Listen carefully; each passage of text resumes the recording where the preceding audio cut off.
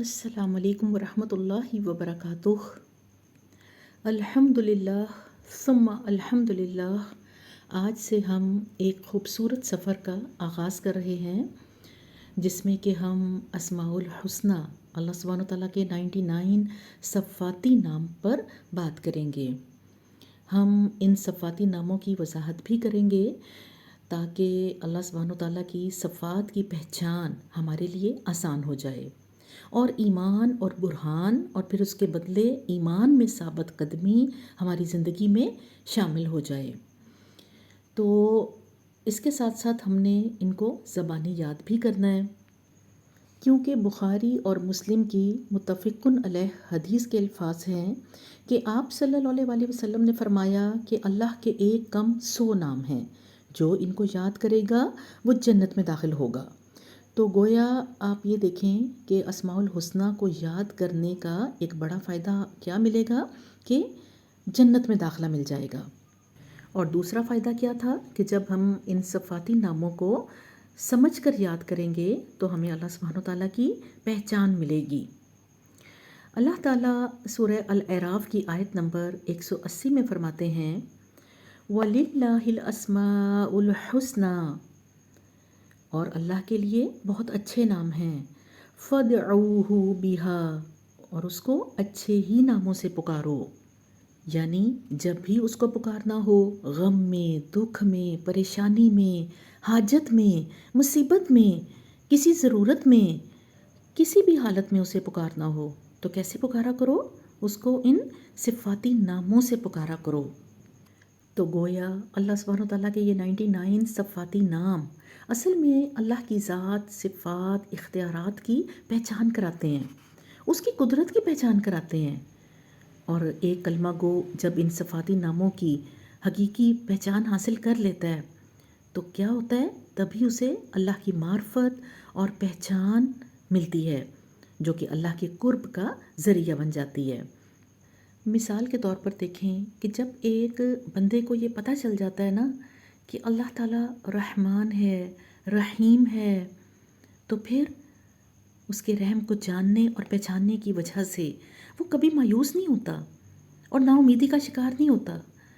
जब एक बंदे को अल्लाह की सिफ़ात कि वो गफ़ूर है, वो गाफिर है, ये पता चल जाता है तो फिर हर हाल में, हर वक्त तौबा करता है और इस्लाह की ख्वाहिश उसके अंदर पैदा होती है, क्योंकि उसे पता चल जाता है ना कि अल्लाह तो मुआफ़ करने वाला है।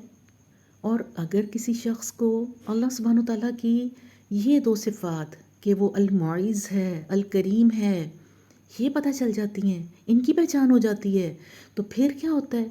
फिर वो आर्ज़ी और ज़ाहिरी दुनिया के जो सहारे हैं ना, जो इज़्ज़त के ज़राए हैं, उन पर तवक्कुल करना छोड़ देता है और सिर्फ़ अल-मुईज़ की तरफ रुजू करता है।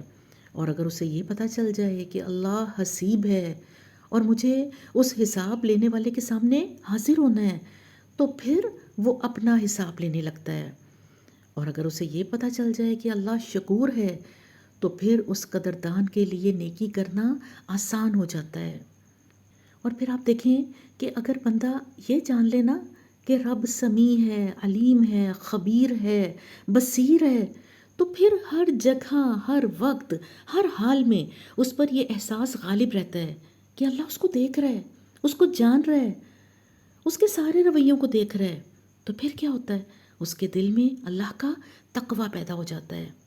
और जब ये पता चलता है कि अल्लाह अल-क़हार है, जब्बार है, अज़ीज़ुन ज़ुंतिकाम है, तो फिर एक तो ये कि वो ख़ुद जुल्म करने से बच जाता है और फिर जब वो मज़लूम बनता है तो उसके लिए गुस्सा पीना आसान हो जाता है और वो ज़ालिम के सारे का सारा बदला, वो जो जुल्म करने वाला है उसका सारे का सारा बदला अल्लाह पर छोड़ देता है और फिर उसके लिए सब्र करना भी आसान, गुस्सा पीना भी आसान और मुआफ़ करना भी आसान हो जाता है। अल्लाह की सिफ़त अल-कुद्दूस और अल-हमीद का पता चल जाए तो फिर बंदा ज़िक्र की तरफ माइल हो जाता है और जब अल्लाह अल-मुसव्विर की पहचान हो जाए तो कायनात की हर तख्लीक में अल्लाह की तस्वीर नज़र आने लगती है। अल्लाह के अल-नूर की सिफ़त की पहचान हो जाती है तो कायनात की हर तख्लीक में अल्लाह का नूर नज़र आने लगता है।